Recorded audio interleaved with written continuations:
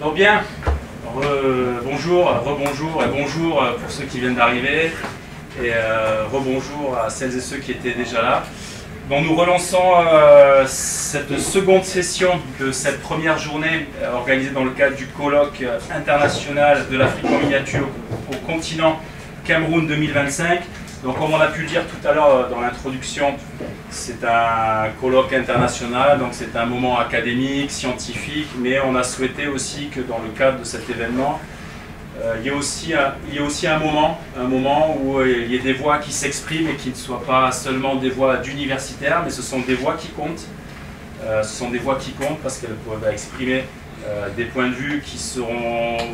Alors nous le verrons, hein, on pourra faire le bilan complémentaire, contradictoire, polémique, je ne sais pas, hein, nous verrons. Mais l'idée c'est encore une fois de pouvoir proposer un espace d'échange, de dialogue entre les panélistes, mais aussi de dialogue avec vous, les personnes ici présentes, sur ce qui nous intéresse aujourd'hui, mais j'imagine pas seulement, hein, sur l'évolution sociale, politique du Cameroun. D'accord ? Donc on avait invité initialement 5 personnes autour de la table. Il y a une personne qui a été retenue en Belgique, voilà, donc elle n'a pas pu effectuer le voyage. Néanmoins, on a quand même un très très beau panel parmi nous. Donc je rappelle, je suis Sylvain Racco, enseignant-chercheur et actuellement en poste à l'Institut français de recherche en Afrique à Nairobi. Et donc j'ai pour mission d'assurer la modération de cette table ronde, voilà, donc de proposer les questions et de faire en sorte que le temps de parole soit à peu près respecté, etc., etc. On va tenir la montre, on démarre pas en avance. Donc on va essayer de tenir la montre, tout le monde est très occupé. Donc je vais présenter très rapidement, ensuite j'imagine qu'on fera un petit tour, vous vous présenterez un peu mieux, je vais présenter très rapidement. Alors, le protocole que j'avais suggéré, c'était l'ordre alphabétique, voilà, pour pas qu'il y ait de statut, de classe. Donc, je commence par Arland Jogger, on prononce comme ça. Jorger, donc qui est responsable du laboratoire Nord de la Fondation pour l'innovation et la démocratie, la FIDEMO. Elle en dira un peu plus lorsqu'elle se présentera.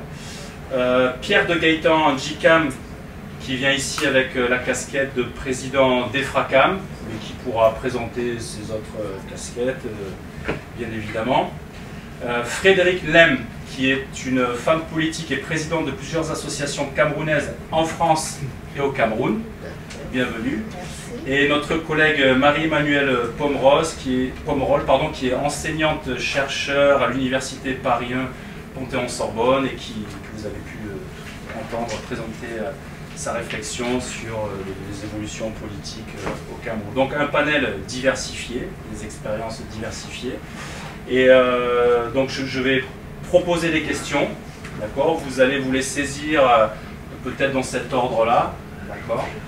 Et l'idée, encore une fois, c'est de penser qu'il y a 5 questions, qu'on n'a pas plus d'1h30, okay ? Et que l'idée, c'est de proposer des éléments qui puissent susciter la discussion. Voilà, donc si des choses auraient pu être déjà dites, voilà, peut-être passer dessus et compléter. Voilà. Ce qui va nous intéresser, c'est d'avoir voilà, un matériau, on va dire, un matériau qui puisse nous permettre de faire progresser nos compréhensions collectives sur cet objet. Si c'est un objet, hein, on a questionné qu'est le Cameroun, les évolutions au Cameroun. Donc le thème de la table ronde portait sur les coopérations. Coopération, c'est un terme très vaste que certains d'entre nous font au quotidien, du point de vue universitaire ou dans d'autres milieux, dans des partenariats, dans divers domaines. Donc là, le premier thème, donc ces personnes sont informées des thèmes. Hein, Je les ai informées il y a 48 heures, je pense, des thèmes, mais elles ne connaissent pas les questions. Voilà, l'idée, c'était qu'on n'ait pas de réponses tout à fait formelles, voire formatées, du politiquement correct. On n'est pas là forcément pour le politiquement correct, ni forcément pour l'incorrect, mais on est là pour dire des choses telles qu'on les voit à partir de nos expériences. Donc le premier thème portait sur les effets des coopérations, qui peuvent être menées à partir de personnes telles que vous, qui ont des ancrages multiples, hein, un ancrage ici, un ancrage là-bas, une identité peut-être recomposée dans des trajectoires de vie. Donc l'idée de ce thème, c'est de réfléchir sur les liens entre le fait d'être ici, en lien avec là-bas, donc là-bas ce sera probablement le Cameroun, dans la définition des priorités de coopération, d'accord, dans les manières de penser des projets et dans les manières de mettre en œuvre ces projets. D'accord, on se dit qu'avoir un pied ici et avoir un pied là-bas, ça peut susciter des contradictions, des attentes diverses entre ici et là-bas. Là, j'ai introduit la question, je pose la question.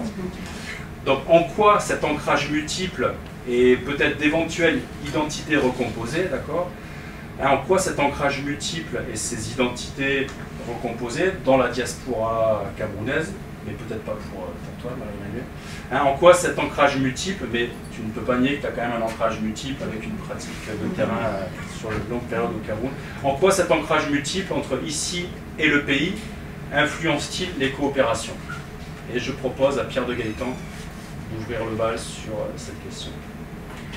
Tout d'abord, merci Sylvain. Alors, exercice franchement redoutable, puisque j'allais dire que nous sommes là sur un deuxième exercice scientifique, parce que il faut suivre Sylvain dans la problématisation, l'introduction de cette table ronde. Alors je me suis dit, il a voulu nous rassurer au début, hein, pour essayer quand même, nous qui sommes plutôt, je dirais, des praticiens, entre guillemets, voilà, on ne s'échappe pas. Voilà, mais bon, voilà, non, plus sérieusement, merci pour cette première question. J'y répondrai à partir de là où j'opère, si je puis dire. D'abord en vous souhaitant, pour ceux qui ne sont pas bordelais, la bienvenue dans cette ville, Bordeaux, Bordeaux Métropole, qui justement a engagé il y a maintenant quelques années, sous l'impulsion d'Alain Juppé et sous ma conduite, puisqu'à l'époque j'étais adjoint au maire en charge des relations internationales africaines et francophones.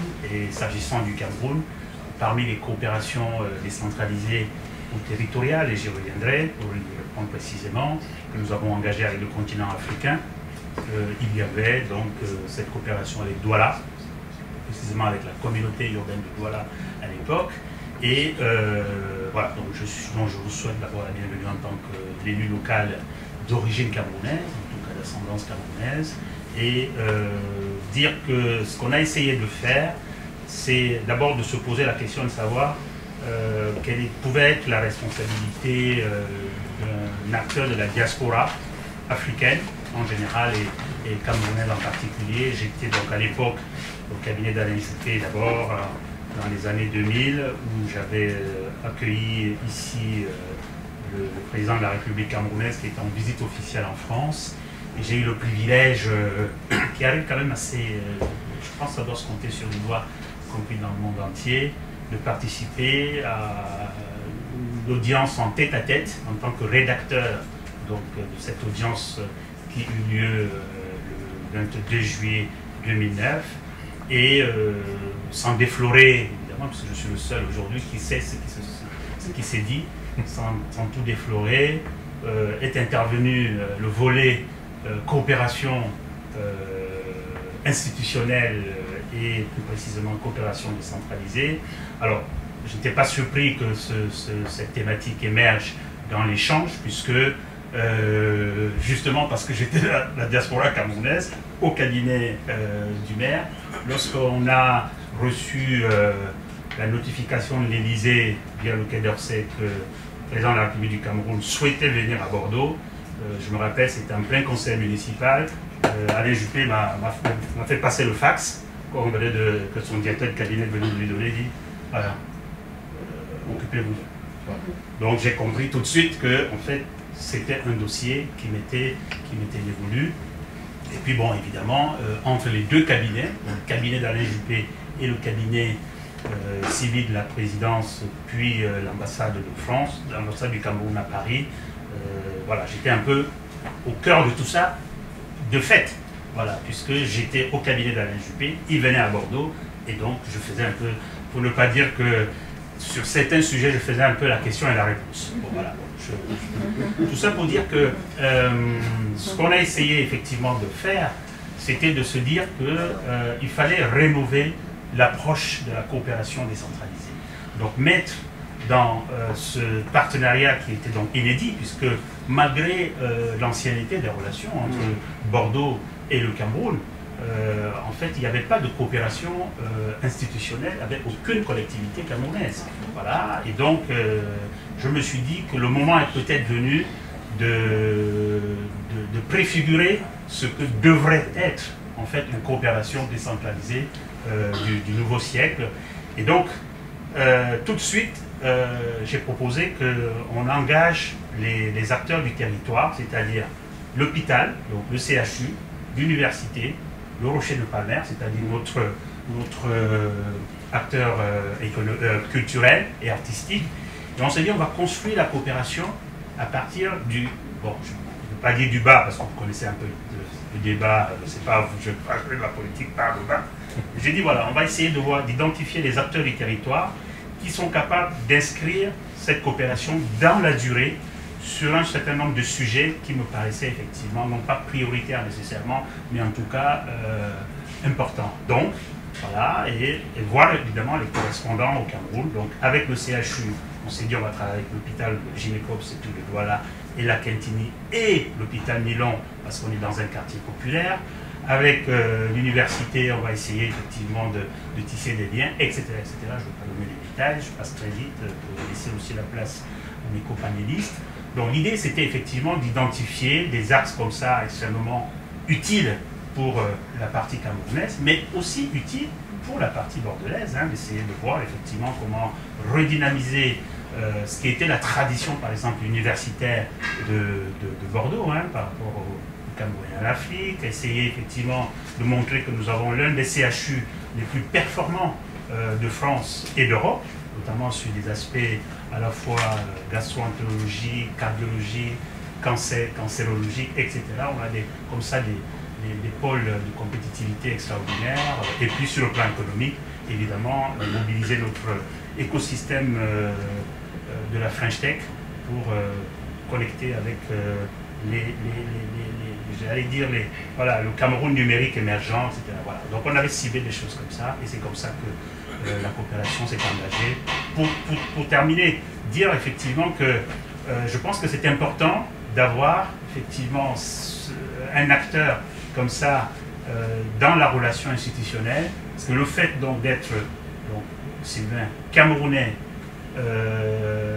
profondément bordelais, maintenant, entre parenthèses, je parlais avec des companélistes, il s'avère que je suis candidat aux élections municipales au mois de mars prochain, donc ça veut dire que 35 ans de présence dans une ville fait de moi, en fait, plus aujourd'hui bordelais que cribien, je suis né à Kribi, et donc il était de ma responsabilité à un moment donné, dans cet ancrage durable que je m'étais moi-même fixé, accueilli ici d'ailleurs par ma grande sœur à l'époque,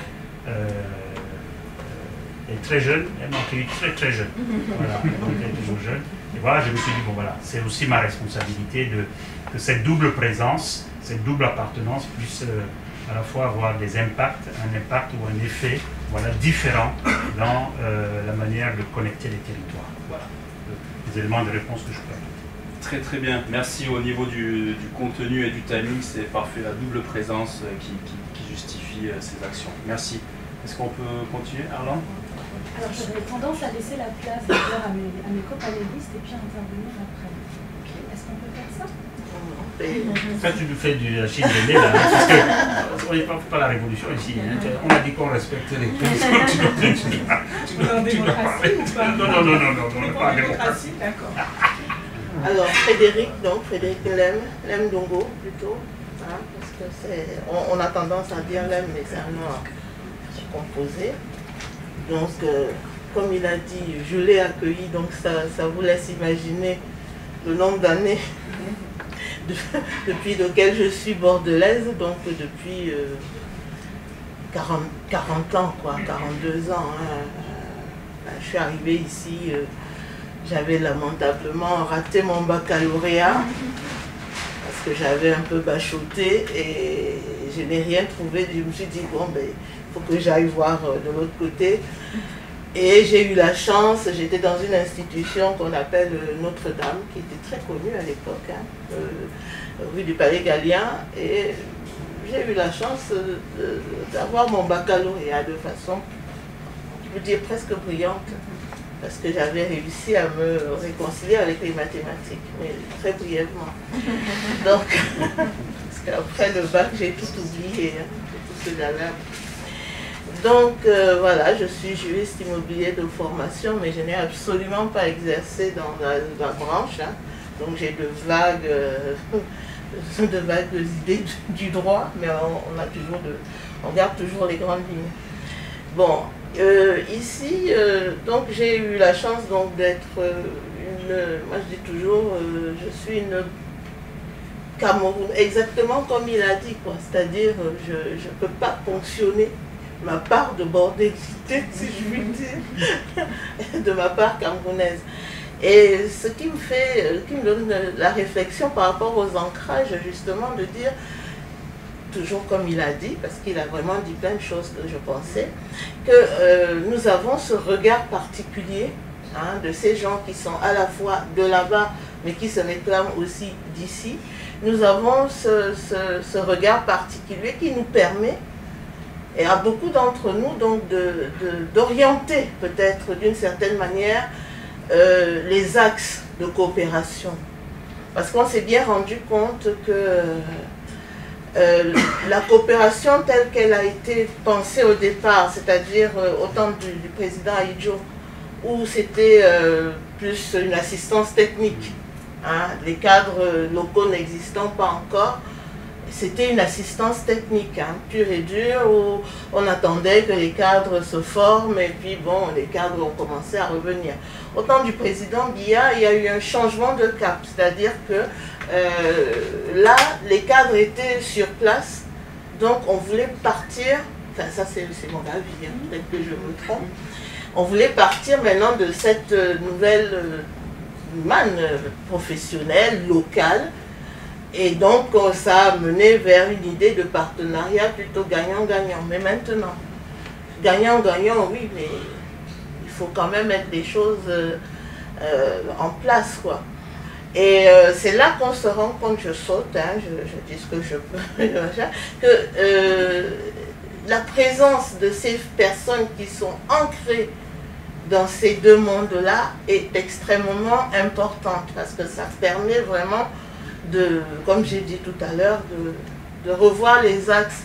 Et comme j'anticipe peut-être sur ce qui va être dit après, le fait des collectivités territoriales décentralisées, qui est un fait assez récent, est quelque chose qui est extrêmement important et ce qui permet justement que la coopération se déplace plutôt vers ces gens-là qui sont plus dans la société et tout, qu'il y ait du gâchis, parce qu'il faut dire la vérité, les attentes des administrations n'ont pas rempli les attentes du président Biya, hein, il faut dire la vérité. Et je suis de son bord pourtant. Donc voilà, enfin je passe la parole. Très bien, merci beaucoup. Non, c'est très très utile. Ce que je retiens, c'est que ce double ancrage, ce double regard permet d'avoir un regard, enfin, de mettre en place des actions légitimes, quoi, justement. Pas des choses décidées de très loin, comprises localement. Merci. Alors, comme vous voulez, mesdames, soit. Ok. Alors effectivement, moi j'ai pas le même double ancrage bien sûr, mais effectivement un parcours qui est professionnel mais aussi amical de 25 ans au Cameroun et dans un autre ancrage au Kenya. Et ce que je voulais dire, c'est du point de vue professionnel, dans les universités françaises, mon université par exemple, Paris 1, donc Panthéon-Sorbonne, qui a une vieille histoire en fait de coopération avec l'Afrique. Beaucoup d'étudiants africains sont venus à Paris 1 dès les années, enfin c'était pas encore Paris 1, mais à la Sorbonne, les années 50, 60. Donc il y a cette vieille tradition et c'est très bien, et cette orientation, ce désir de coopération avec les universités africaines. Et ça peut très bien venir de la présidence, de l'administration, qui va nous donner des injonctions à aller coopérer avec les universités africaines. Sauf qu'on a des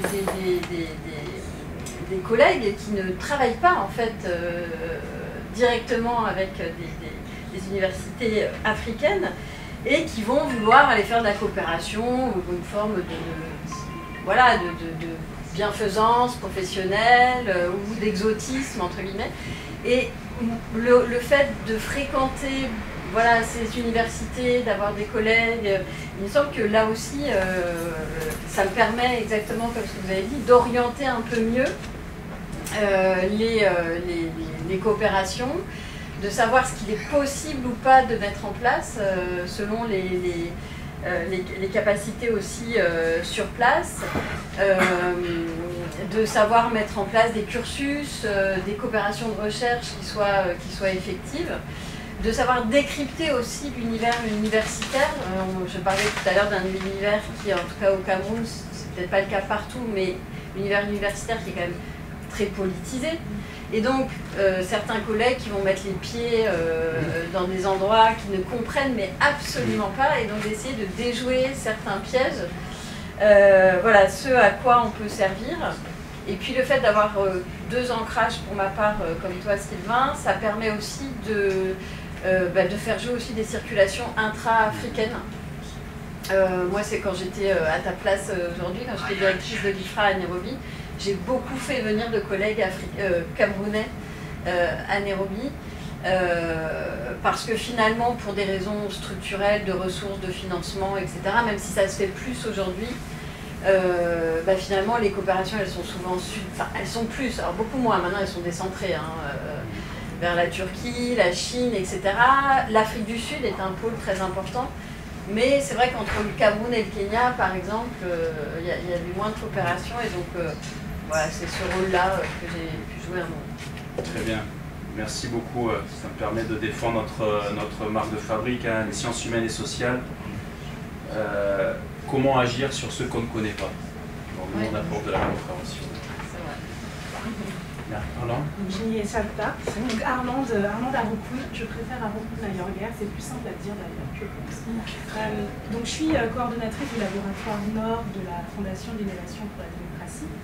Une fondation qui a été lancée en octobre 2022 à Johannesburg, qui a un certain nombre de laboratoires sous-régionaux sur le continent africain. Donc on a le laboratoire Centre qui régit toute l'Afrique centrale, donc le CEMAC pour situer, le laboratoire Ouest qui est plus sur la CEDEAO et puis le Maghreb. Et moi, au laboratoire Nord, c'est fédérer les diasporas africaines en Europe, mais qui sont d'ores et déjà engagées en faveur de l'agenda démocratique sur le continent. Ce n'est pas une mince affaire, mais cette année, en tout cas, notre ambition, c'est déjà de pouvoir identifier, cartographier, écouter, comprendre quels sont les besoins et les attentes, au vu de pouvoir avoir un programme qui vienne des besoins, des réalités du terrain, plutôt que de faire quelque chose qui soit complètement hors sol. Donc cette question me parle absolument. Et en tant que personne, je suis franco-béninoise, donc la tâche camerounaise, je ne l'ai pas exactement. Je ne suis pas de Bordeaux, je suis de Strasbourg. Donc c'est pour ça que j'aimais bien vous écouter d'abord avant de prendre la parole. Mais j'ai la chance de pouvoir travailler depuis, je pense, une bonne quinzaine d'années. Que ce soit avec des amis quand j'étais étudiante, que ce soit avec des partenaires sur des coopérations entre le Cameroun et les diasporas africaines en France, par exemple, Roger, que je remercie, parce que c'est quand même grâce à toi que je suis là, et Sylvain, j'en profite aussi pour te remercier pour cet événement. On a travaillé ensemble quand on était lors d'un déplacement présidentiel à Yaoundé, puis ensuite lors d'un forum, notre futur organisé par l'Institut français en décembre 2002 à Yaoundé. ce que je dirais, d'abord sous ma casquette jeune femme de la diaspora, et que vous avez, je pense, tous les trois assez bien illustrés, c'est les différents niveaux de décision qui sont absolument importants. Donc on a le niveau, enfin voilà, le niveau politique gouvernemental qui permet derrière de pouvoir ancrer des actions à des niveaux beaucoup plus locaux et donc opérationnaliser, parce que le gouvernement a lancé une ordonnance de coopération entre deux villes, et puis on dit, eh ben voilà le fax, occupe-toi-en, c'est ton dossier. Il faut encore qu'il y ait une cheville ouvrière et une stratégie pour opérationnaliser, que ce ne soit pas juste des vœux pieux sans action. Et ensuite, il y a d'autres niveaux, c'est les niveaux de la société civile, qui permettent, une fois que les cadres ont été posés, de donner vie, d'ajuster ce qui doit l'être, parce qu'une première copie n'est jamais parfaite, parce qu'en plus les choses sont dynamiques, ce qui est valable il y a 10 ans ne l'est plus autant aujourd'hui. Et en fait, au milieu de tout ça, pour moi, qui ai commencé un peu ce travail il y a moins longtemps que vous, il y a cette forme d'impatience. Parce que on se dit, mais ça fait depuis le début qu'on dit, alors, ça c'est 2017, hein, le discours de Ouaga, les diasporas sont une chance. D'autres l'ont un peu moins dit, mais en tout cas l'ont sous-entendu, l'Afrique, partenariat fort, etc. Et on se dit, mais depuis tout ce temps, so what? Où est-ce qu'on en est en fait concrètement? Où est-ce qu'on en est quand on regarde à l'échelle de notre gouvernement? Est-ce que, c'est 8 millions, hein, 7-8 millions de personnes issues de la diaspora en France, enfin, au Maghreb, Afrique subsaharienne comprise. Quand on regarde notre gouvernement, où sont ces presque 10% de la société française au gouvernement? Quand on descend à différentes échelles, où sont les voix des diasporas qui peuvent parler de notre réalité de binationaux ou de Français originaires d'eux et comprendre nos réalités quand on fait les files, alors on ne les fait plus quand on est diaspora et français devant les préfectures, mais quand ce sont nos cousins, quand ce sont... Où sont ces voix-là pour traduire en fait ces choses-là? Donc moi, en tant que... pour dire quelles sont les attentes, il y a une attente de traduction de la vitesse gouvernementale qui n'est pas la même que la vitesse de la société civile. Il y a une attente de traduction aussi de ce que j'appellerais de la considération. C'est-à-dire que on a l'impression, pour travailler à la Fondation d'Innovation pour la Démocratie, pour avoir échangé avec des personnes de l'Élysée, on sait bien que l'appareil n'est pas homogène, qu'il y a des volontés vives de faire bouger les choses, mais que l'administration en elle-même, ce n'est pas une machine facile, elle n'est pas aussi agile qu'une start-up. Toujours est-il que quand on dit on veut des jeunes autour de la table, on veut des moins jeunes, on veut de l'intergénérationnel, on veut des horizons divers, et qu'on se dit on va vous écouter, dites-nous par quel bout on pourrait prendre. Vous les avez fait ces consultations, j'imagine, Pierre de Gaëtan, vous les avez initiées aussi, j'imagine. À un moment donné, on se dit mais on les a dit les choses. Où est-ce qu'elles sont dans la traduction opérationnelle?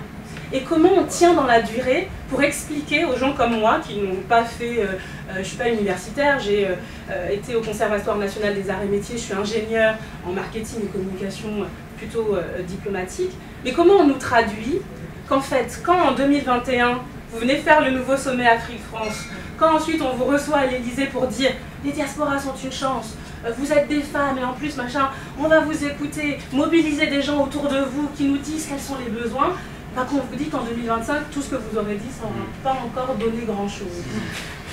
Comment on traduit ça? Parce que, alors je dis ça, et je suis presque mauvaise langue, je suis quand même à la Fondation, qui a un certain nombre de partenaires, dont le gouvernement français, donc petitement mais sûrement. Mais il faut continuer à mobiliser, que ce soit pour le gouvernement actuel ou pour un autre. La question n'est pas le gouvernement de là, c'est de dire, croire en cette République, qui est aussi la nôtre, parce que je suis française aussi, et croire que ok, la nation, la République est indivisible, mais enfin, dans les faits, on sait bien qu'on a tous des particularités qu'on ne pourra pas gommer et qu'elles sont une force faisant une force. J'ai été peut-être un peu longue, mais mon point est de dire il y a cette forme d'impatience, de traduction sur laquelle on doit travailler pour continuer à garder, mobiliser les énergies qui se sont levées à un moment donné et puis continuer à avancer. Très bien. Merci beaucoup. Ça nous parle, ce que tu dis. Je crois que nous aussi, ceux qui produisent du savoir scientifique, des fois on se demande à quoi ça sert. Les rapports qui sont là, on parle du changement climatique. Je crois que dès les années 70, il y avait des écrits tout à fait scientifiques qui étaient étayés, mais différentes temporalités. Voilà, effectivement. Alors, en parlant de temporalité, ça m'amène à la seconde question. Alors, bravo, je vous félicite. Au niveau du timing, on est pas mal du tout. Hein. Si on ne peut pas dépasser 20 minutes par question, on va respecter, donc c'est fabuleux. Le deuxième thème portait sur l'héritage, l'évolution des circulations étudiantes. Il est probable que la plupart d'entre vous soyez un produit de ces circulations étudiantes. Hein, je crois qu'on a eu déjà quelques éléments.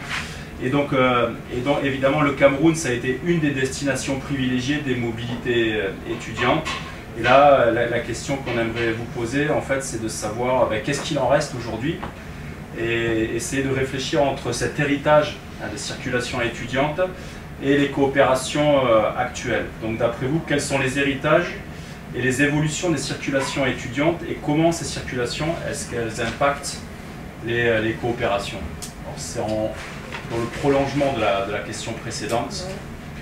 On peut garder le même ordre de réflexion? Ça oui, va? Oui, bien sûr. Allez. Oui, bien sûr. Oui, comme tu l'as dit, Sylvain, moi je suis arrivé à Bordeaux, je dis toujours fier d'avoir été formé au Cameroun. D'abord au lycée de Kribi, ensuite au lycée Général Leclerc, et ensuite à l'université de Yaoundé, où j'étais évidemment déjà très engagé, ce qui fait qu'on ne se refait pas, hein, parce que j'ai été parmi les leaders du club UNESCO de l'université. J'ai été président du club UNESCO de l'université et secrétaire général de ce club à une époque où il y avait encore effectivement le parti unique et où la jeunesse universitaire, en tout cas, qui préférait avoir, j'allais dire, un rapport de distanciation par rapport au pouvoir politique, se retrouvait dans ce club très intellectuel qui nous a permis effectivement d'être extrêmement, je dirais, conscientisés, avec aussi un souci éthique et des fréquentations intellectuelles, des filiations intellectuelles dont je m'honore aujourd'hui et qui ont fait, je pense, et qui continuent à faire d'ailleurs, à des niveaux et des degrés différents, l'histoire contemporaine du Cameroun et de sa démocratie, et dont je ne donnerai pas les détails. Donc j'arrive ici effectivement pour faire des études de droit et effectivement le projet, c'est effectivement de repartir. Et comme finalement la vie est circulation, voilà, donc j'entame ma circulation donc, en restant. Mais en fait, avec le temps, c'est-à-dire au bout de ces 35 ans, en fait, je me dis que c'est effectif. En fait, je commençais au Cameroun pour venir à Bordeaux et peut-être encore raccrocher au Cameroun, puisque on a parlé de la coopération décentralisée. Et puis je reviens à Bordeaux pour être candidat à la mairie de Bordeaux. Et peut-être que je vais encore circuler pour être un jour membre du conseil consultatif de la ville de Kribi et revenir encore à Bordeaux. Non, plus sérieusement. Ce que je veux dire, c'est que la vérité, c'est que la vocation universitaire de notre ville, Bordeaux, a fait que il reste aujourd'hui des traces de cette circulation ou de cette circularité de cette ville. Aujourd'hui, Bordeaux a eu cette chance d'être la seule ville où on forme les magistrats, y compris en France. Donc tous les magistrats d'une certaine génération, tous ont été formés à Bordeaux. L'école santé navale, avant qu'elle n'aille à Lyon, c'était à Bordeaux. Donc ça veut dire que tous ceux qui, à un certain moment, sont effectivement des médecins militaires, sont passés par Bordeaux, etc. etc. C'est à Bordeaux qu'on organisa le CAMES, le concours d'agrégation, que ce soit en droit, en médecine, etc. Donc tout cela fait qu'on retrouve du Bordeaux en Afrique, enfin au Cameroun, on retrouve du Bordeaux au Cameroun, mais on retrouve également du Cameroun à Bordeaux, et de plus en plus de manière durable, parce que effectivement. Mais ce qui est intéressant, c'est que en fait, ces étudiants et même enseignants qui restent à Bordeaux, en fait, continuent à entretenir une camerounité Et du coup, il y a effectivement des traces dans tous les domaines, donc c'est pas les traces universitaires, bon ça c'est évident, vous les connaissez par cœur, mais c'est aussi cette présence camerounaise dans les milieux économiques qui favorise les coopérations économiques avec le Cameroun, hein, donc que ce soit à travers le club Bordeaux Sud-Est Afrique, la Chambre de commerce, ou les autres clubs des ETI, où effectivement il y a une présence camerounaise importante. Et tout cela, voilà, tout cela permet de métisser, en fait, métisser une relation franco-camerounaise à partir d'un destin d'étudiant non linéaire. Voilà, donc c'est un peu le témoignage que je pouvais faire en complément de toute façon de ce que j'avais déjà dit auparavant. Merci beaucoup, merci beaucoup. Je propose qu'on suive l'ordre de la question précédente. D'accord. Bon, ben moi, c'est vrai que je vais me situer toujours dans le prolongement. En fait, moi, ce que j'allais dire, c'est un peu ce qu'on a dit au début, c'est-à-dire, on est arrivé, je suis une ancienne étudiante de la fac de Bordeaux, de droit, je me souviens, et j'en ris souvent parce que mes enfants ont eu des profs qui m'ont enseigné. Alors c'était pas mal aussi ça, qu'on se retrouvait avec les mêmes profs. Ça faisait des belles conversations les soirs d'hiver. Donc voilà. Oui, Bordeaux, la coopération, c'est aussi donc justement ce qu'il disait, cette camerounité, beaucoup de gens qui sont venus, moi j'étais venue pour faire 5 années et puis en fait je me suis retrouvée plus de 40 ans après, je n'ai pas compris comment, mais ça s'est fait comme ça. Donc, alors que j'étais vraiment très carrée dans ma tête, je me disais au bout de 5 ans je repars. Et l'homme que j'ai épousé était dans la même disposition d'esprit. Et puis des enfants sont nés, qui sont des petits de Bordeaux Nord, enfin comme ça. Donc voilà, mais dire que ce côté-là, je reviens sur le fait que ça permet d'orienter. Parce que maintenant, la société civile doit rentrer en jeu au niveau de la coopération. Parce que l'impact, parce que là on quitte un peu le côté administratif, les administrations qui sont un peu défaillantes, pour ne pas dire quelquefois beaucoup défaillantes. Et c'est vrai que ce dialogue entre les sociétés civiles, les collectivités territoriales décentralisées, donne et avec nous pour orienter. Moi je suis à la tête là-bas d'une association de développement. Et ici je suis à la tête d'une association culturelle pour essayer d'apprendre justement aux petits Bordelais, aux petits enfants nés à Bordeaux, les rudiments de ce que nous on a appris aussi quand on était là-bas. Et donc ça nous permet d'être plus précis dans les choses. Et l'impact social est d'autant plus fort. Parce que là, on passe directement à la société civile et aux collectivités décentralisées. Mais il faut savoir que les administrations bloquent un peu les chenilles parce que c'est beaucoup de choses qui leur passent sous le nez aussi. Et donc, voilà, je ne sais pas, je suis vraiment dans le prolongement. Très bien, merci. Merci, oui, ce sont deux interventions complémentaires qui mettent en lien, en lumière cette question des acteurs de la coopération, qui peut permettre de ne pas poser la question suivante, rentrer dans le dur. Marie-Emmanuelle? Oui, peut-être sur les mobilités des étudiants camerounais, alors pas forcément à Bordeaux, en France, il y a une histoire longue de cette mobilité, vous l'avez dit, mais aussi une histoire militante. Il y a eu beaucoup de Camerounais, enfin vous le savez, hein, je le dis pour le rappeler, mais voilà, beaucoup d'étudiants dans les années 60 qui sont venus aussi pour s'opposer, dire ce qu'ils avaient à dire, même si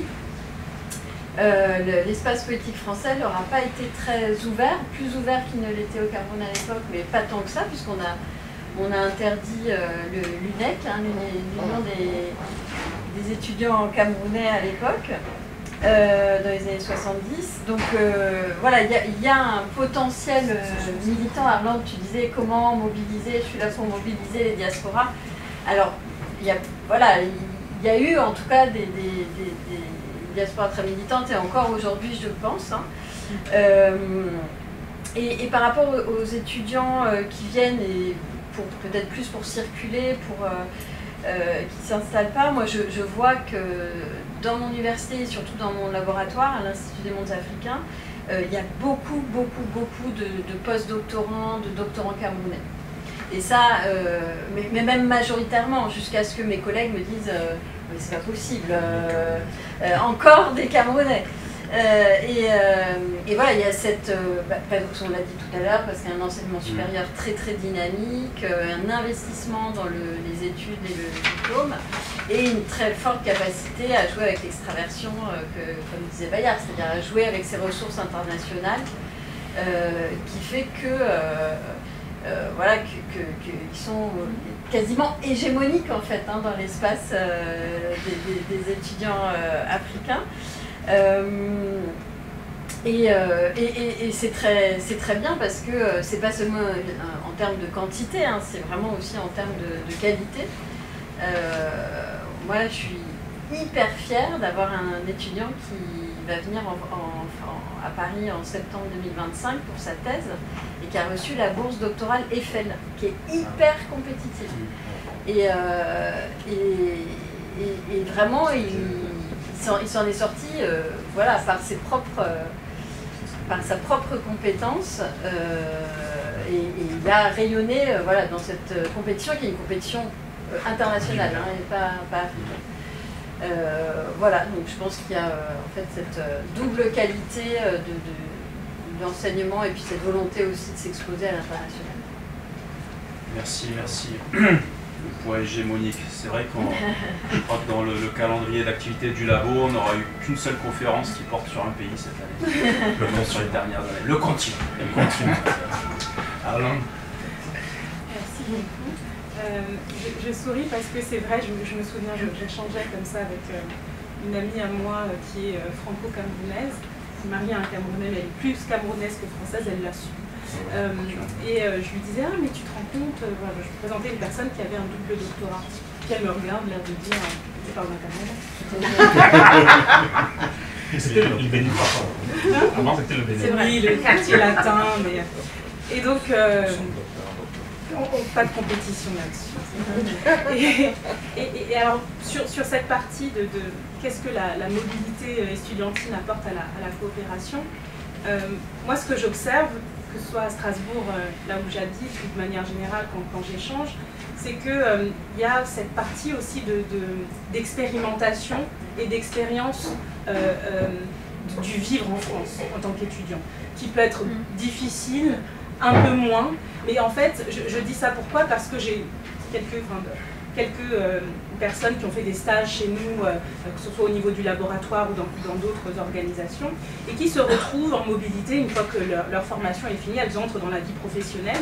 Il y en a un qui, notamment dans le nord de la France, pas loin de Lille, il est complètement déprimé.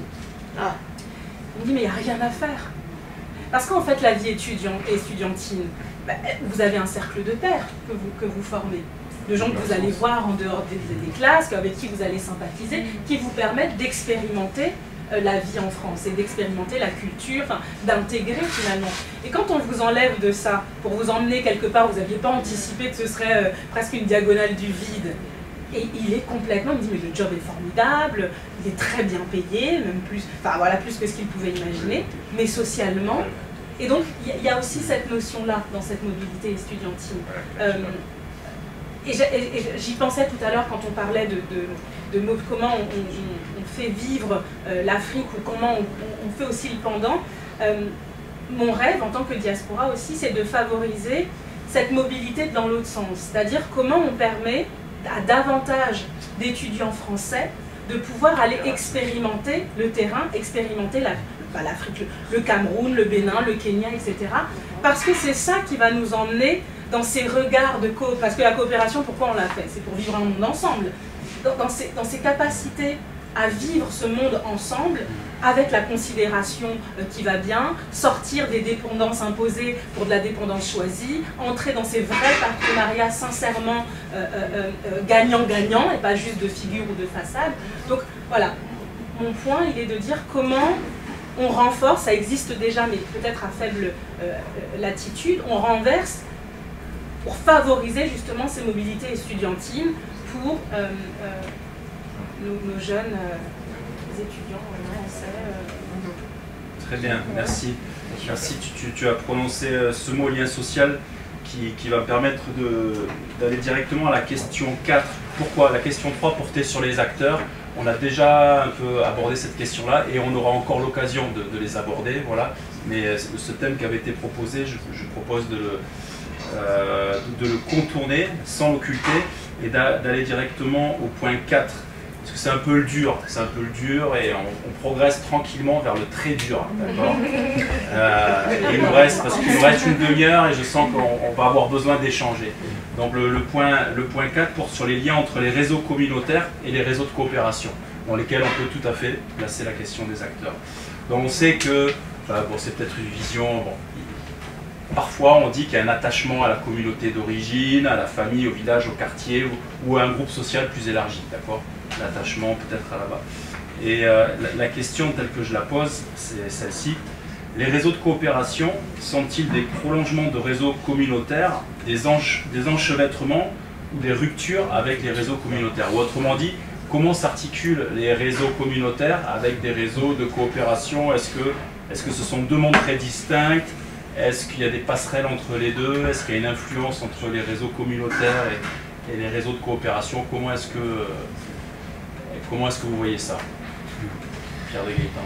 Oui, alors moi je vois ça de plusieurs manières d'ailleurs, assez à la fois contrastées, à la fois, je dirais, pas très logique, ou en tout cas discontinues. Bon, il s'avère que, bon, moi je suis d'ascendance Bamoun. Je suis Bamoun, mais en fait, les Bamouns à Bordeaux, je crois qu'on doit être une dizaine aujourd'hui. À l'époque, je pense qu'on devait être un ou deux Bamouns.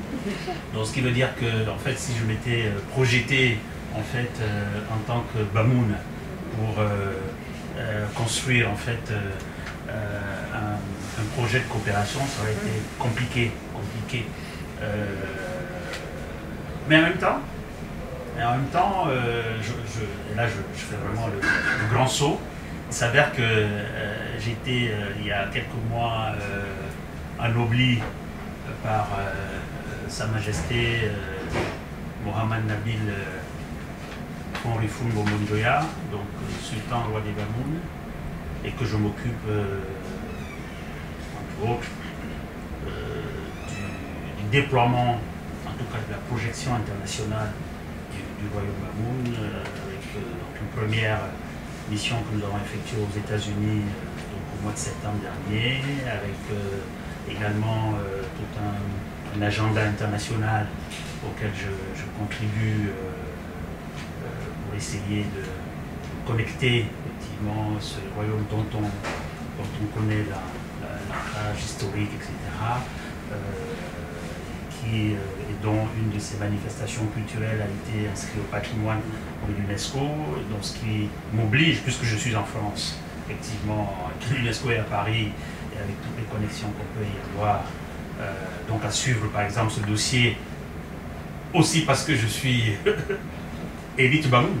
Voilà, donc c'est un fait. Donc à partir du moment où le roi dit oui, mais tu es mon fils, tu es en France. Et ensuite, tu connais apparemment des gens à Paris, etc. Donc, je ne peux pas ignorer que je suis effectivement le père et le mère Bamoun. Et donc, du coup, ça me rattrape. Ça me rattrape, alors qu'en fait, ce n'était pas quelque chose, j'allais dire, que je m'étais dit, quoi. Voilà. Donc, je pense que effectivement, il y a ça. Il y a, effectivement, ça pose la question, effectivement, aussi de l'émergence de nouveaux acteurs. Ma grande sœur, Frédéric en a parlé. Je pense que le fait est qu'aujourd'hui, la diaspora, sous cet angle, effectivement, de rattachement à nos terroirs, et à nos territoires d'origine, est en train de participer, non pas à la réinvention des relations internationales, voilà, mais tout de même à apporter une contribution non classique, n'est-ce pas, à la diversification des acteurs de la coopération et donc cela fait partie aussi des choses dont il faut tenir compte. Alors donc du coup, évidemment qu'en tant qu'acteur communautaire de fait, voilà, parce que c'est ma rationalité, moi j'ai plutôt une rationalité, je dirais, démo-républicaine, mais bon, c'est comme on me rappelle quand même à Bordeaux que je suis noir, que je suis africain, etc. Donc voilà, je vais vous dire que j'ai un projet de maire de Bordeaux. On dit oui, mais vous êtes noir et africain, donc voilà, c'est comme ça. Donc, c'est vrai qu'en tant qu'acteur communautaire, on est amené à voir comment on peut contribuer, etc.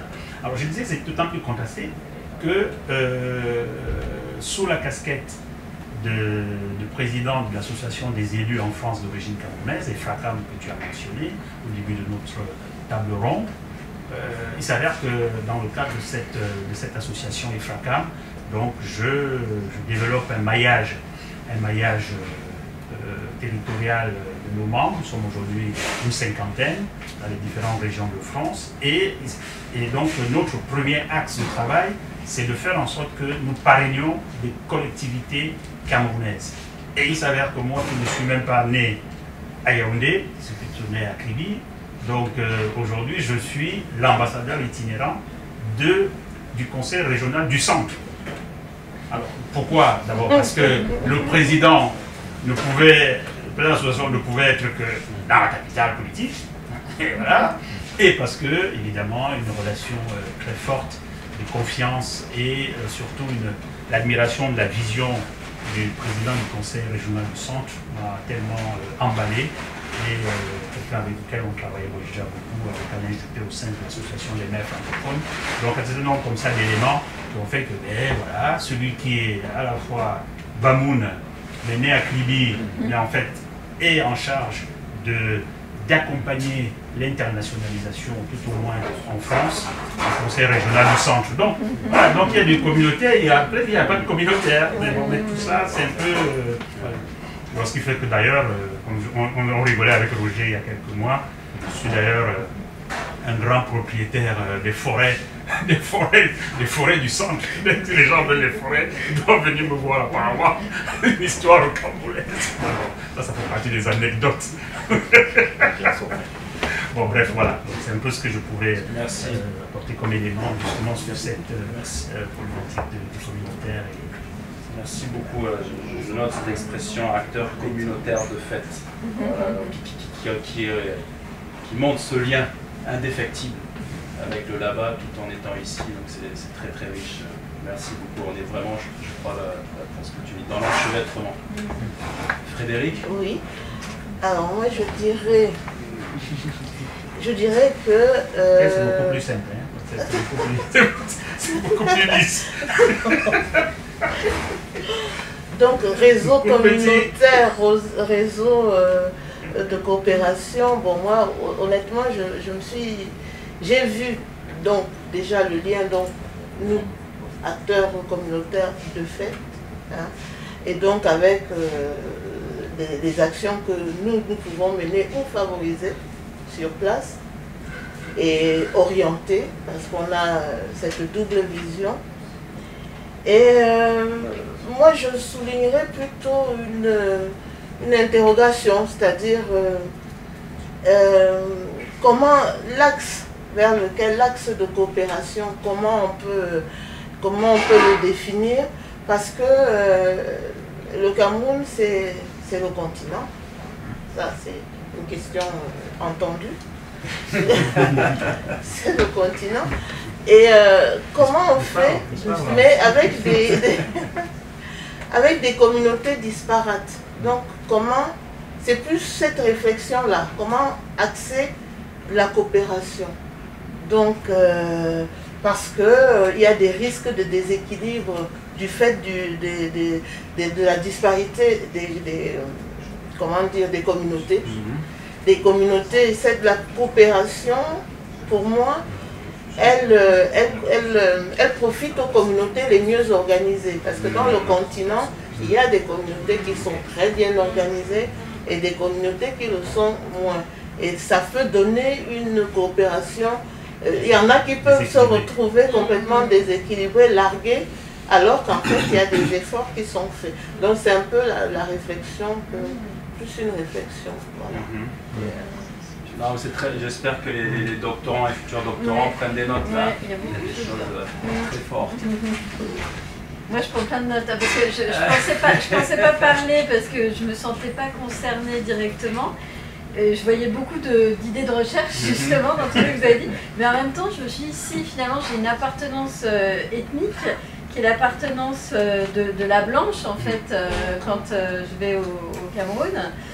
On me le fait souvent évidemment remarquer. Et ce que je voulais dire, c'est que là où quelque chose d'assez positif en fait, hein, dans la relation camerouno-française, c'est bon, il y a toute une histoire de violence, de ce qu'on veut, mais il reste beaucoup d'espaces de dialogue qui sont des espaces de dialogue aussi liés aux diasporas, liés et puis il y a une histoire, en fait, il y a cette histoire qui a du mal à passer, mais qui progressivement, j'ai l'impression, commence à passer d'une manière ou d'une autre, mais ça c'est un autre sujet, et qui ne se politise pas ou se radicalise pas comme elle le fait en Afrique de l'Ouest. Enfin ça, parce que, voilà, cette histoire de la France-Afrique, etc., ça fait très longtemps que c'est dans les discours de l'espace public franco-camerounais et que finalement c'est devenu assez ordinaire, assez banal. Et que cette relation-là, même si elle est parfois un peu chaotique, je pense qu'elle est très fortement portée par l'ensemble de ces réseaux dont on parle. Voilà. Merci. Belle transition sur l'Afrique de l'Ouest, comme ça, l'air de rien. Je ne maîtrise absolument pas le Cameroun, mais je pense que j'émettrais quand même quelques nuances. Effectivement, on n'est pas au Mali, ni au Niger, ni au Burkina Faso, mais il y a une commission d'ailleurs qui s'est tenue là, qui a en tout cas rendu son rapport sur ce qui s'est passé, ce génocide d'indépendance, si on peut l'appeler comme il faut l'appeler, qui implique certaines zones du pays que vous connaissez bien mieux que moi, mais tu parlais des Bamoun, mais si on parlait des Bassa, je pense qu'il y aurait, on ne serait pas sur les mêmes manières d'aborder le sujet, même si effectivement l'ouverture du dialogue elle est vraiment là, il y a peut-être, voilà, ça mérite d'être creusé sur cette question d'ouvrir l'espace de dialogue et travailler à la reconnaissance, réparation, voilà, tout ce qu'on pourrait mettre en clair sur ce sujet. Et je pense que vous l'aviez dit les uns et les autres, je dirais que la coopération communautaire permet au réseau communautaire, la coopération communautaire permet au réseau de coopération de faire les derniers kilomètres. Parce que souvent, et ça a été justement dit, il y a certaines zones qui sont beaucoup mieux organisées, donc qui facilitent la ponction de soutien technique et financier, parce qu'on se dit il y a une preuve de concept qui est là, et donc du coup il y a des choses qui sont tangiblement structurées qui nous permettent de dire qu'on va sécuriser le denier public, si on peut l'appeler comme ça, et d'autres on se dit ça se justifie un peu moins, enfin on ne sait pas comment défendre les euros qu'on aura mis dans une organisation qui semble un petit peu... Et justement, donc du coup, ce réseau communautaire-là va pouvoir permettre de faire ces derniers kilomètres que le réseau de coopération n'aurait pas du tout eu dans son champ de mire. Et je vais illustrer le propos de manière très concrète. Donc, Laboratoire Nord, qui naît d'une succession de recommandations, enfin Laboratoire Nord Fondation, qui naît d'une succession de recommandations du professeur Hachim Bembe, notamment au président de la République française, qui donne lieu à un certain nombre de laboratoires sur-régionaux, qui sont financés par de multiples acteurs, dont l'Afrique du Sud, le Sénégal vient en tant que partenaire, on a le Cap-Vert aussi, la France évidemment, dans le partenariat. Et puis il y a ces réseaux, alors le Cameroun a été le premier à structurer un conseil national de suivi des recommandations issues du sommet Afrique-France, et je pense que Roger, tu en as bien fait. Et après le Cameroun, d'autres pays se sont positionnés. Et généralement, ça a été avec le partenariat des diasporas.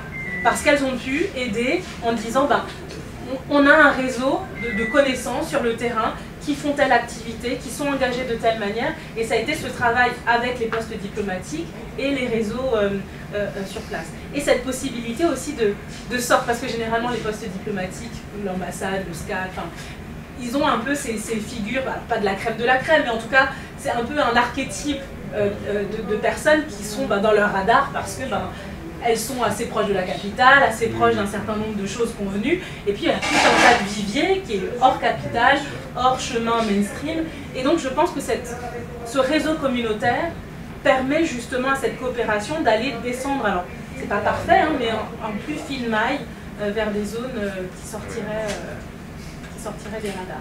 Et ça c'est une réelle force, parce que, alors aujourd'hui, hein, ces conseils de suivi, ils font leur trajectoire, mais c'est une réelle force parce que par exemple, alors là on n'a pas pu en mettre en place au Mali, il y en a un au Tchad, il y en a un au Togo, le Bénin, dont l'ambassadeur à l'époque semblait pas très convaincu par l'idée, mais enfin ça permet de pouvoir maintenir le dialogue quand par ailleurs sur d'autres strates, ce dialogue-là serait rompu.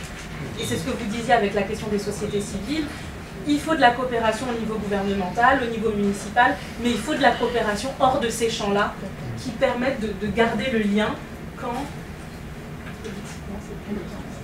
Très bien, on voit toujours émerger en filigrane cette nécessité de comprendre, hein, d'avoir le lien, d'y voir clair, double vision, pour y voir clair, mais parfois on y voit double, et on y voit flou, donc, et certains acteurs y voient flou, et donc on peut leur permettre d'y voir clair à d'autres moments. Bon là ça nous permet de rentrer dans le très dur maintenant. Vous avez compris, on parle du Cameroun, donc là on est rentré un peu sur ces questions. Donc d'héritage, de circulation, vos trajectoires, comment ça se passe, le lien avec les communautés. Maintenant, on va parler du lien avec le régime. D'accord ? On va essayer de réfléchir sur le lien entre la coopération internationale et le régime. On sait que le régime pourrait exercer une certaine emprise sur le monde social, avec une expression consacrée. Je vais citer la manière dont tu l'as définie, Marie-Emmanuelle. On va faire comment, d'accord, qui illustre cette emprise et une participation sans adhésion.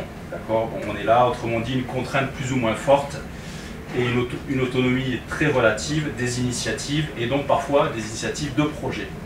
Donc la question, c'est celle-ci.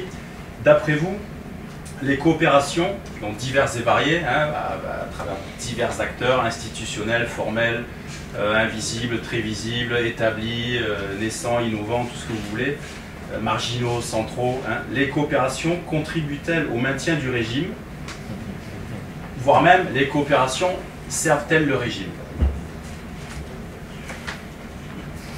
Bon, il y a deux questions, vous pouvez choisir l'angle qui vous convient le mieux.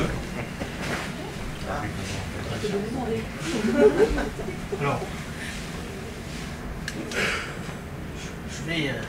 oui, d'abord, je pense que si les régimes, si la durée ou la durabilité du régime on pouvait reposer sur les coopérations, waouh! J'aurais eu beaucoup de pouvoir quand même. Non, plus sérieusement. D'abord, pour commencer par répondre, je pense qu'il y a quelque chose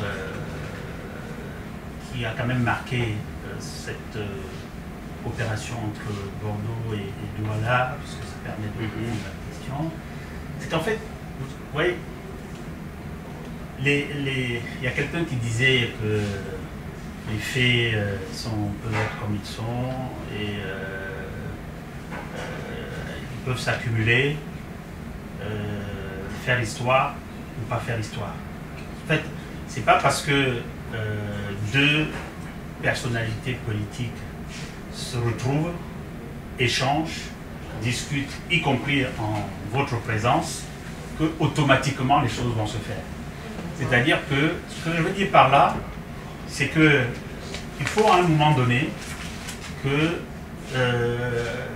soit un des participants ou un des non-participants saisissent comme ça ou les intentions, ou les cadres, ou les possibilités, etc., qu'offrent soit des normes, soit des événements, pour justement assumer une certaine forme de responsabilité. Et ce qui s'est passé, ça je ne dis pas, c'est pas vraiment de l'auto-glorification, je pense, je suis convaincu, puisque c'est les faits, si je n'avais pas décidé d'assumer une responsabilité diasporique, il aurait pu rien se passer, puisque d'ailleurs personne ne savait pourquoi Paul Biya est venu à Bordeaux, prendre le train, le TGV, venir à Bordeaux, voilà, avec 18 ministres, alors qu'il n'y avait pas de table ronde ministérielle comme au Quai d'Orsay ou au MEDEF, etc. Mais on a fait la visite, on a visité un château, on a visité le miroir d'eau, etc., etc. Et puis il y a eu deux audiences, il y a eu une audience, voilà, comme je l'ai rappelé tantôt, puis voilà. Puis, tous les journalistes se demandaient mais pourquoi, etc. Voilà. Sauf que, et après, il y a des choses qui se sont faites. Des choses qui se sont faites, et je suis même, je ne sais pas si d'ailleurs tous les acteurs qui étaient impliqués suivent ces choses qui se font aujourd'hui, sans eux, et se feront et continueront à se faire. Parce que les acteurs des territoires avaient été mobilisés. Donc il y a bien quelqu'un qui les a mobilisés, il y a bien quelqu'un qui a tout fait. Et je crois que c'est extrêmement important à souligner, c'est qu'il faut vraiment ne pas surestimer ou sous-estimer les rôles des acteurs, etc., dans toutes les choses. Deuxième élément, je pense que dans la corrélation régime politique, coopération, il faut voir les choses, à mon avis, de manière peut-être dynamique. On voit que dans cette coopération franco-camerounaise, il y a eu un moment où il y avait des non-dits. Maintenant, tu l'as souligné, Marie-Emmanuelle, il y a un travail de mémoire, peut-être tu l'as dit aussi, Alain, donc il y a un travail de mémoire qui se fait à un moment donné. Il y a les coopérations économiques, Baron-Nachtigal, donc ça c'est vraiment quand même le structurant de la relation économique France-Cameroun, c'est quand même cette capacité de l'expertise française d'adresser un enjeu important qui est quand même l'accès à l'eau, à l'électricité, à l'énergie, etc. Bon, il y a, etc., la coopération universitaire que je considère comme quand même une coopération dynamique mais insuffisante. Voilà. Alors tout cela, à mon avis, moi je trouve que c'est un peu décalé des enjeux de stabilité, de légitimation du régime politique. Ça c'est vraiment ce que je pense. Je pense que, et on l'a dit, c'est-à-dire que la grandeur du Cameroun, c'est, et j'en suis vraiment le produit, c'est vraiment d'avoir, indépendamment du quotidien politique, hein, tu as parlé effectivement de l'administration, qu'elle fasse ou qu'elle ne fasse pas, il vaut mieux qu'elle fasse mieux, qu'on a un potentiel intellectuel, je veux dire, exceptionnel. C'est-à-dire qu'on est bien formé au Cameroun. Et du coup, comme on est bien formé quand même dans tous les domaines, même si on pourrait faire, mais on est tellement bien formé ici, d'un talent exceptionnel au Cameroun, eh bien ça fait qu'il y a des choses qui se mettent en place et qui vont transcender les conjonctures politiques. Ça c'est ce que je pense. Hein.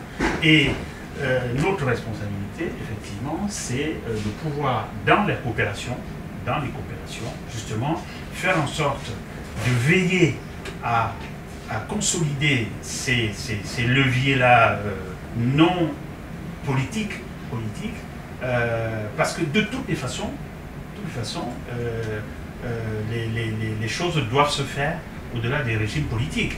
Et généralement, le régime politique dit quoi? Le régime politique, c'est compliqué. Les responsables des régimes politiques disent quoi? Ils disent, bon voilà, mais faites. Hein, je crée les conditions. Voilà. Bon, c'est-à-dire qu'il n'y aurait jamais eu, moi je dis, si j'avais attendu, je termine par là, elle dit que si j'avais attendu que tout soit vraiment nickel, avec une commande précise pour faire la coopération entre Bordeaux et Douala, elle n'aurait jamais eu lieu. Il faut que chacun prenne ses responsabilités, fait ce qu'il peut. Alors, évidemment, il faut souhaiter bien entendu que l'environnement de tout cela soit quand même un peu plus, je dirais, positif. Mais je ne sais pas si ce n'est lié qu'au régime politique. Voilà, c'est la question que je me pose. Est-ce que finalement, ce n'est pas un peu en dehors, c'est-à-dire dans la société, en dehors du régime politique, que les choses sont plus compliquées? Très bien. Merci. Ah, c'est pas une question facile, hein, je le sais très bien. là. Mais bon, on est aussi là, nous on est en sciences sociales, on a ce privilège d'avoir cette approche un peu critique et donc on essaie un peu de bousculer un peu les choses, mais c'est très intéressant. Frédéric. Oui.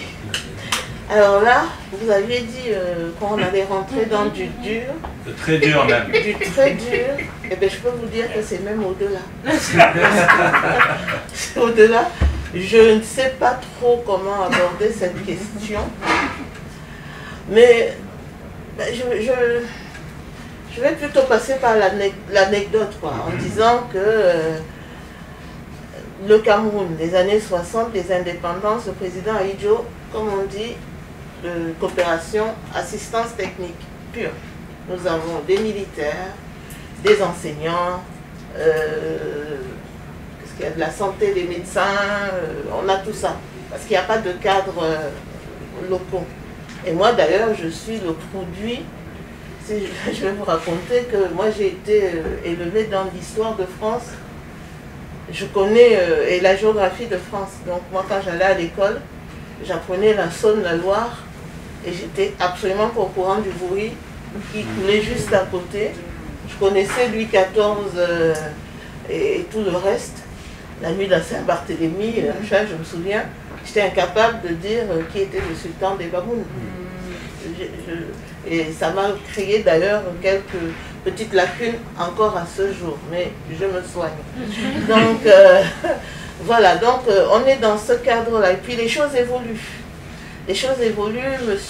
Biya arrive au pouvoir et c'est une autre vision. Une vision...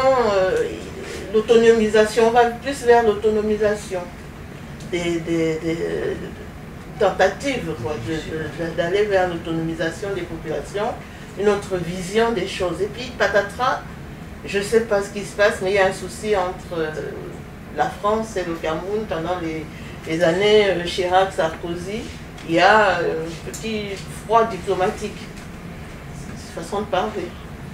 Et donc, à ce moment-là, il y a... le Cameroun qui se tourne vers d'autres partenaires, donc qui se dit bon, comment je fais pour sortir de là, et là on entre en compte en jeu la Chine, la Russie, et puis je sais plus, enfin d'autres. Et puis en fait là on constate une nouvelle embellie, des choses, le couple camerouno-français. Il y a une embellie dans le couple. Et justement, j'ai entendu parler du barrage de Nachtigal, dont mon petit frère a parlé, d'un autre barrage à Kikot, qui est chapeauté par l'EDF. Donc ça veut dire on revient vers, j'ai envie de dire, les fondamentaux. Donc voilà un nouvel axe. L'embellie se fait. Parce qu'on se rend compte qu'il y a peut-être d'autres choses qui nous lient. Au niveau aussi peut-être de la conception, de la qualité des choses. Donc, que dire? Est-ce que ça sert le régime ou ça ne sert pas? Moi, je ne sais pas quoi dire. Mais ce que je sais, c'est que il faut être deux pour danser le tango, et le tango, il se danse absolument. Donc voilà, je m'échappe un peu par ce biais-là.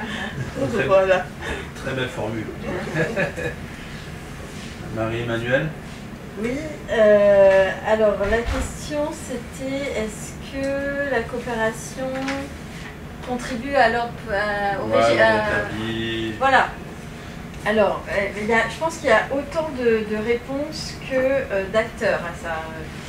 Les diplomates français, par exemple, en fait, moi j'ai un peu travaillé sur cette question, le rapport, enfin, comment l'ordre politique camerounais est lié à l'extérieur, parce que ça fait très longtemps que les acteurs politiques camerounais vont à l'extérieur. Oumyobé était devant les Nations Unies dès les années 50 pour défendre la cause du Cameroun.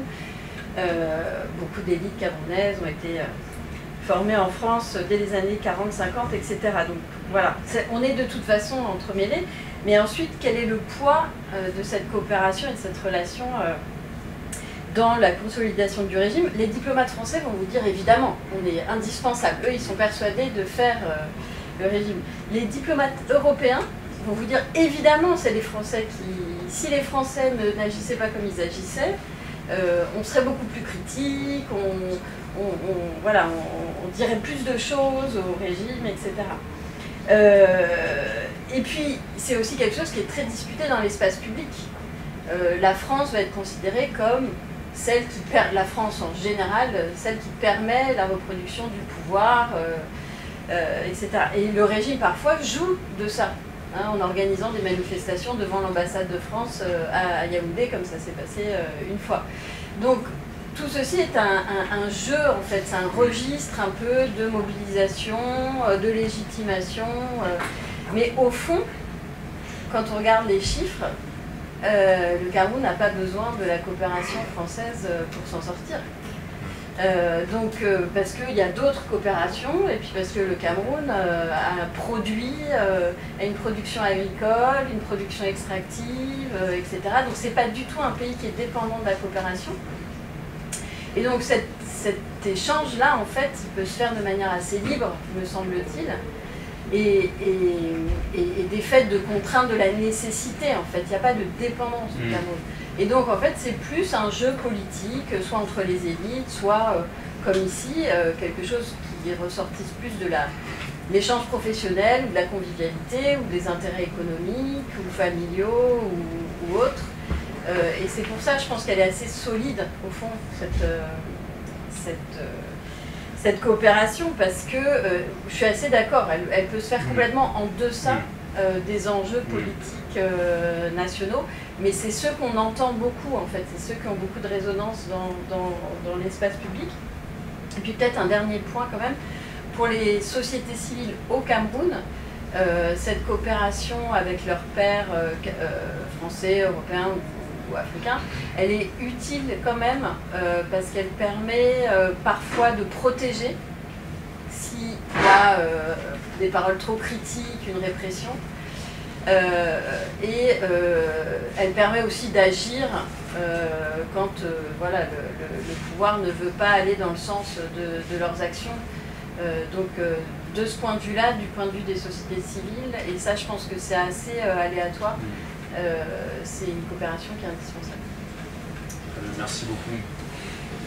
Arlan? Oui, c'est vrai que la question n'est pas aisée.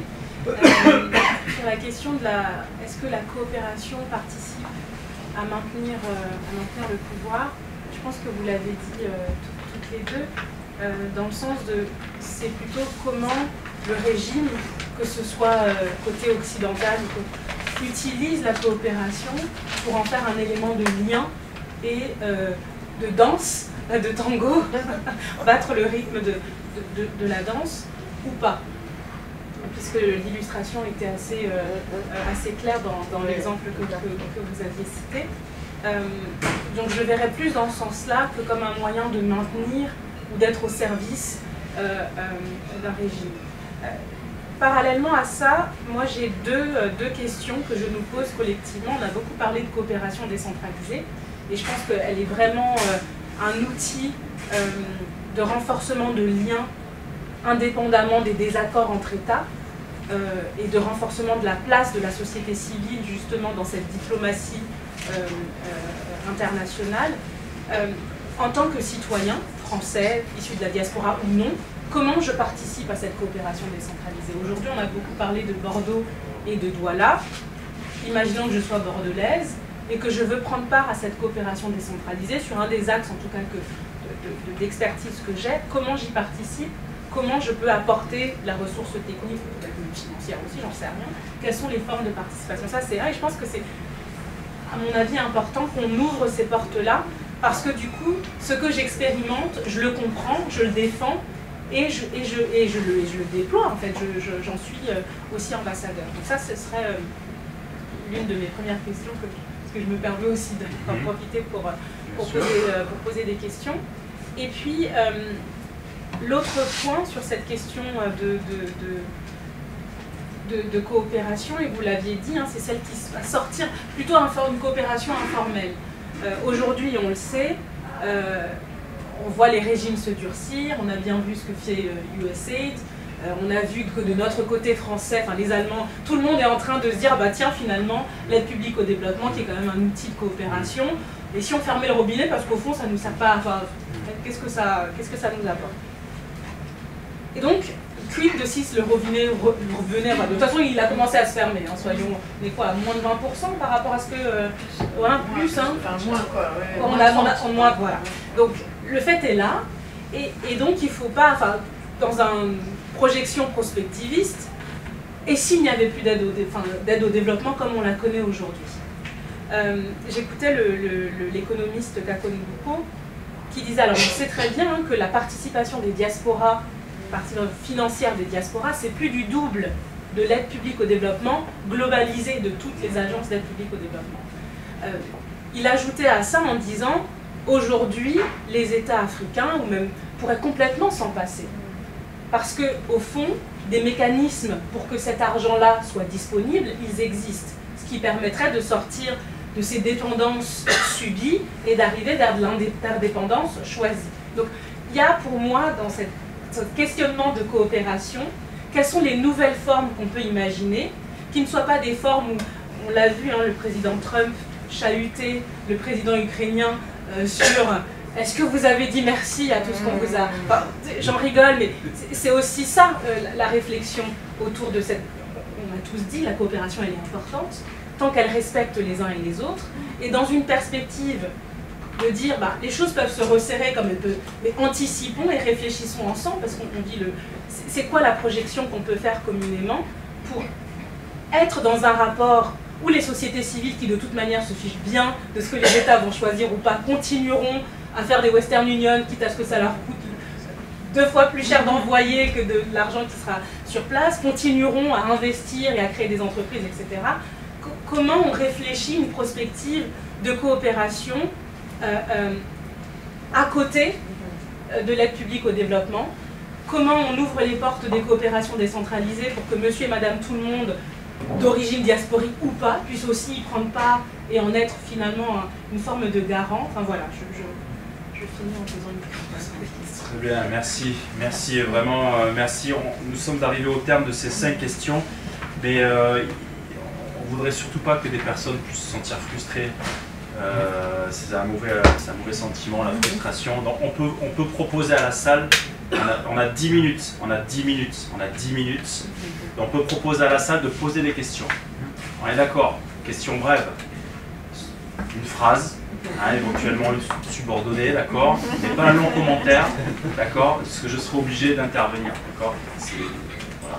Ils ont voyagé de loin, ils ont pris de leur temps, donc c'est eux qui, c'est elle et ce monsieur qui sont à l'honneur.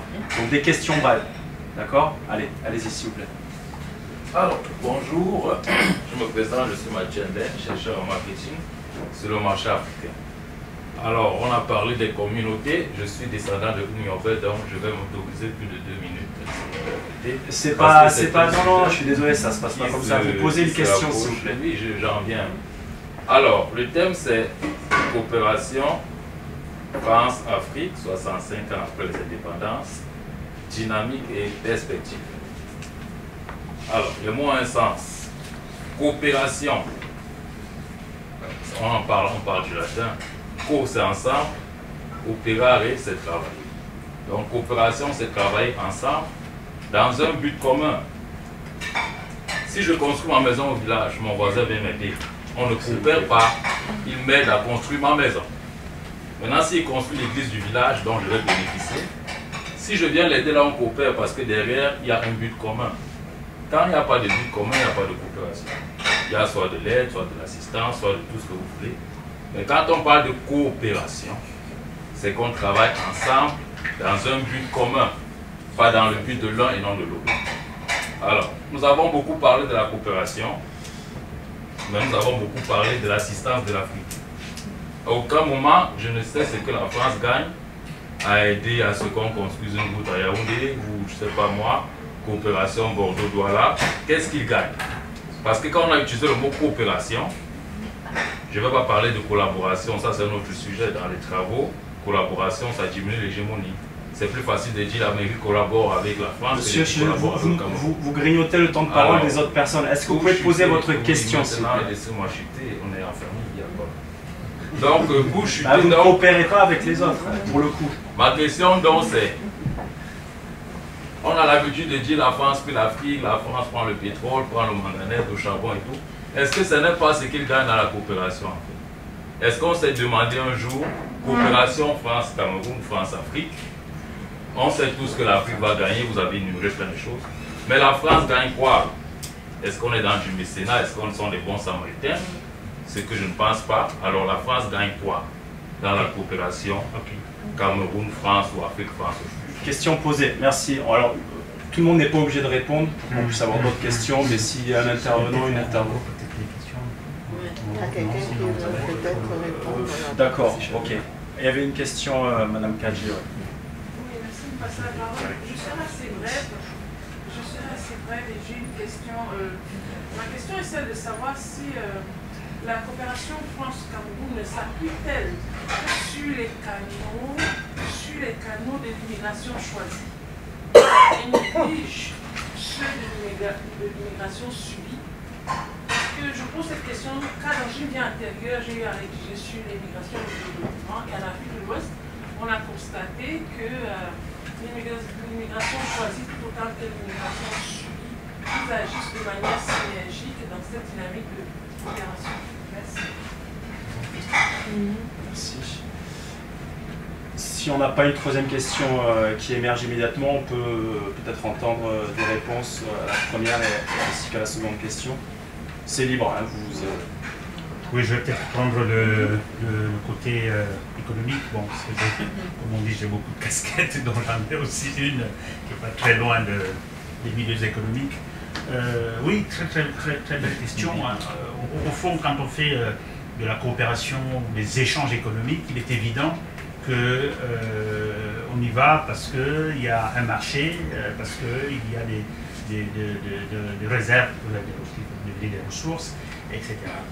Je prends le cas le plus récent, hein, d'ailleurs qui n'est pas loin d'un domaine que tu connais bien, qui est celui de la filière vitivinicole.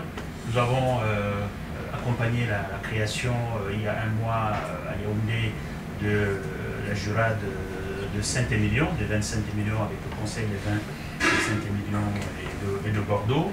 Quel est l'objectif? L'objectif, évidemment, dans le cadre du déploiement international de la filière viticole bordelaise, il est important de saisir toutes les opportunités des marchés émergents. Et les dernières statistiques du Conseil international des vins de Bordeaux placent le Cameroun, la Côte d'Ivoire, le Gabon, etc., sur le continent africain par rapport aux vins de Bordeaux et de Saint-Émilion comme étant évidemment le troisième. Etc. Donc, du coup, c'est plus qu'une niche, c'est un potentiel développement. Et donc, la filière a décidé, après avoir effectivement installé une chancellerie il y a 5 ans, je m'en étais occupé quand j'étais élu à Abidjan, on a décidé de le faire au Québec. Parce qu'il faut effectivement doper, n'est-ce pas, la consommation, en tout cas le négoce bordelais de Saint-Émilion en particulier. Mais au-delà de cela, ce qui était aussi important, c'est de voir comment un territoire comme le Cameroun peut marier effectivement l'excellence de sa gastronomie, n'est-ce pas, avec effectivement cette excellence du terroir bordelais. Et derrière tout cela aussi, accompagner la structuration locale d'un écosystème vitivinicole qui commence d'abord par le fait de faire monter en puissance la qualité de la consommation, parce que de toutes les façons, avec ou sans la Jurade, de toute façon les gens boivent du vin rouge. Donc il vaut mieux effectivement qu'un territoire et que des acteurs de l'excellence française accompagnent la situation de la sommellerie, donc qu'on ait de très bons sommeliers, qu'on ait de bons cavistes qui, à score, vous disent ça, c'est du bon vin et non pas du feu laté, et qu'on travaille effectivement, peut-être parce que, avec les territoires du Cameroun, que demain il y a une viticulture camerounaise, etc. Donc je pense qu'il faut voir les choses dans les deux sens. C'est-à-dire que la France gagne, effectivement, bon, je ne parle pas du groupe Castel, dont je suis le directeur général de la fondation, donc qui au Cameroun, c'est les poissons du Cameroun, mais les brasseries du Cameroun à l'époque. Je vais dire aujourd'hui, si le groupe Castel fait autant d'investissements, et Dieu seul sait qu'en termes d'investissement, ce sont des dizaines de milliards qui sont investis au Cameroun par les brasseries du Cameroun, mais c'est aussi, n'est-ce pas, c'est aussi, et je le dis, c'est aussi le poids fiscal qu'ont les brasseries du Cameroun dans le budget de l'État du Cameroun. Mais c'est aussi, au bout de pratiquement 60 ans, c'est aussi le capital humain qui est développé, parce que je rappelle qu'en dehors simplement du directeur général, tous les directeurs marketing, tous les directeurs commerciaux, etc., toute la chaîne, ce sont des Camerounais. Donc ça veut dire qu'on forme des gens, voilà. Mais en retour, évidemment, celui qui investit, comme partout ailleurs dans le monde, il gagne de l'argent. Heureusement. Sinon, il n'investirait plus, etc. Donc voilà, je pense que c'est dans les deux sens. Et même sur la coopération décentralisée qui peut être en apparence, j'allais dire, de l'assistance, mais non. Lorsque nous développons une expertise territoriale, on a besoin de la partager avec d'autres territoires.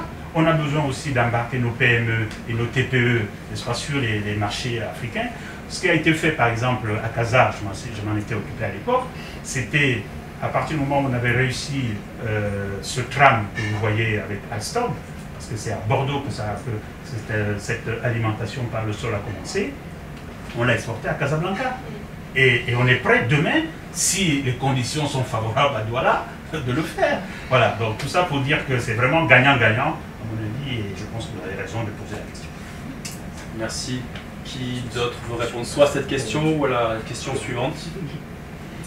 C'est libre. Oui, parce que là, Ah, c'est toi qui es une spécialiste de ces questions. Sur la l'immigration. La coopération économique ou les questions.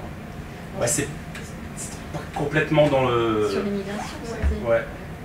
J'avoue que je suis pas du tout Donc, Non, ce que je comprends un tout petit peu, et je pense qu'aujourd'hui on se focalise quand même beaucoup, et c'est comme s'il y avait un même pensée,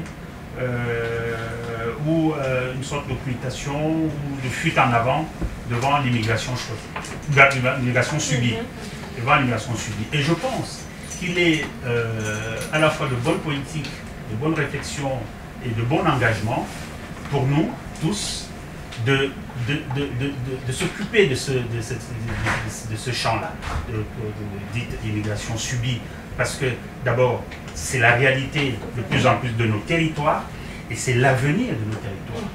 L'avenir de nos territoires, et bon, je ne vais pas parler de Bordeaux, mais si on pense qu'on va développer une relation vertueuse entre le Cameroun et la France, en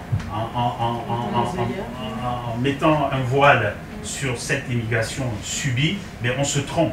Au contraire, il faut voir comment on l'accompagne, parce qu'à partir du moment où quelqu'un est sur votre territoire, eh bien, vous avez la responsabilité de mieux l'accompagner pour en tirer justement le meilleur profit. Moi, c'est ma position. c'est peut-être. En faire le même sujet ou deux sujets distincts, c'est déjà faire un choix politique. Je crois qu'on n'avait plutôt pas distingué ces deux sujets dans le cadre de cette table ronde. Peut-être juste sur ce point-là, donner un point d'ouverture. Au niveau de la Fondation d'innovation pour la démocratie, il y a une réflexion justement qui se fait sur comment créer des espaces refuges. Pas forcément une immigration qui se fasse du sud vers le nord, ça peut être une immigration interne. Il faut savoir que l'Afrique, elle bouge beaucoup entre elles-mêmes et elle ne passe pas forcément au-delà de la Méditerranée. Et donc il y a une réflexion pour répondre à ce point-là, sur cette coopération, de comment créer justement des espaces refuges pour des gens qui ont besoin de mobilité parce que politiquement elles sont en danger dans les pays où elles se situent, et donc comment monter des réseaux. Et là, ça ne se baserait pas sur des réseaux de coopération, mais plus sur des réseaux de société civile. Et puis, voilà. Très bien, merci. Il est 19h, pratiquement 19h20. On aura maintenu le format d'1h30 pour cette table ronde. on propose de ne pas dépasser. Par contre, les discussions peuvent continuer, hein, puisqu'on va, dans quelques minutes, sera servi un buffet. Il y aura des réjouissances aussi au bar. Donc voilà, on tient à vous remercier. On a abordé de nombreux sujets. Il y avait des questions plus faciles, d'autres un peu plus compliquées. En tout cas, je pense que là, on va dire que les institutions universitaires qu'on représente, j'ai la naïveté de croire qu'elles ont peut-être pas joué le jeu, mais elles ont assumé leur mission. Et si on doit lier notre mission de formation, l'université produit quoi? Des diplômés, d'accord? Mais pas seulement, d'accord? Et j'ai la naïveté de croire qu'en matière de coopération internationale aussi, donc je fais le lien avec la question qui était un peu compliquée. Est-ce que la coopération sert le régime? Je ne sais pas si elle sert le régime ou si elle le dessert. En tout cas, en matière de formation, la coopération, en matière de formation universitaire, la coopération, elle sert à penser. Voilà. Donc, est-ce que ça sert ou dessert? Ça, c'est une question à voir avant le dessert, mais peut-être l'apéritif. Je vous remercie. On peut remercier tous les journalistes. Je voulais aussi, avec votre autorisation, je voulais aussi vraiment et collectivement remercier Sylvain.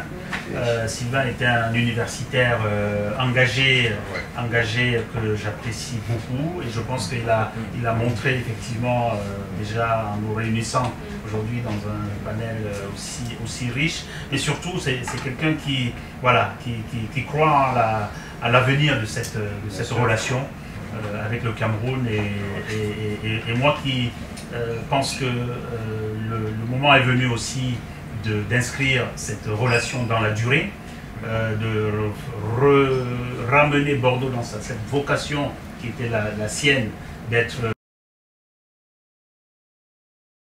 Je pense que voilà, j'ai trouvé mon futur premier adjoint en charge des relations internationales.